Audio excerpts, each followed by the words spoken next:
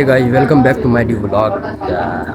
क्या छी सरस्वती पूजा जाता है तो देखिए सजावट कैसे ये बना है, कत्ते जबरदस्त के लग रहा है सजावट। और सर जी देखियो डायरेक्टर सर देखियो बुनिया छकवा रहा है। पीछे इधर बैठल है, इधर भाई से और इधर भैया सर जी। लेकिन हाँ जे कहियो कहीं चमक रहा लग रहा है अगर बुनिया छकवा रहा है तो मूर्ति अभी तक नहीं एले है। मूर्ति एते तो स्थापना मतलब बैसाबे के छै तो ब्लॉग में देखते रहियो। मूर्ति आवे छै तहन गाइस मूर्ति आबि गेलै देखियो।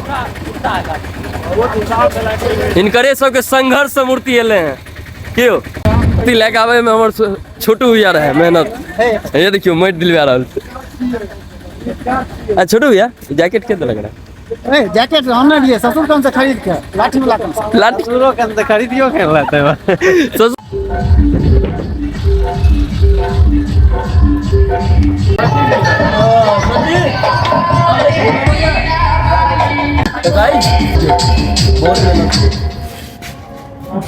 पसीना उतर गेलै ठंडी सर्दी के